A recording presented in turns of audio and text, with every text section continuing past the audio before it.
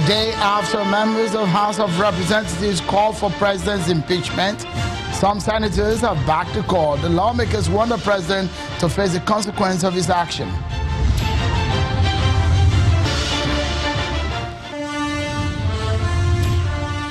And the Senate summons President Muhammadu Buhari to appear before it over persistent incidents across the country.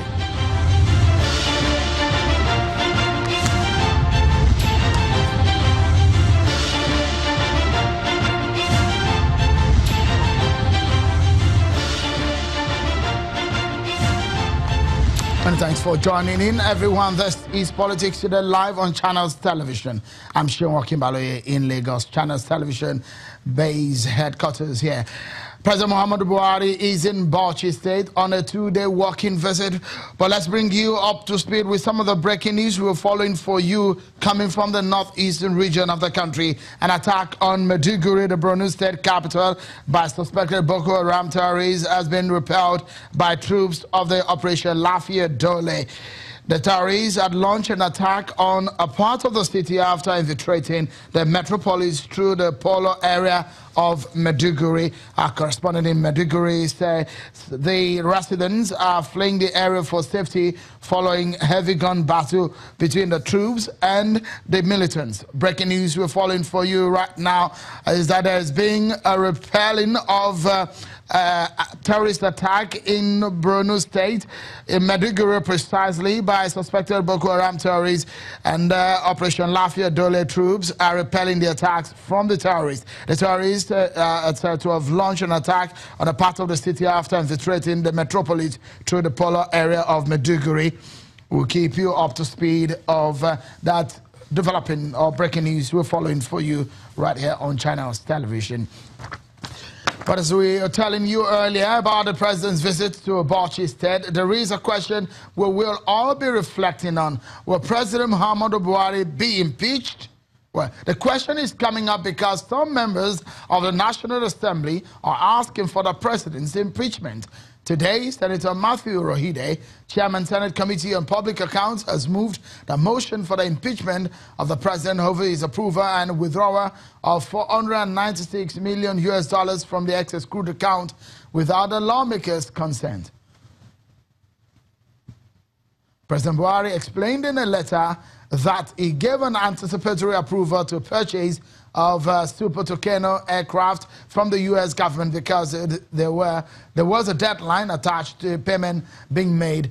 Members of the House of Representatives had also made the same call. So what does it take to impeach a president? Let's give you a premise based on what the law says in Nigeria.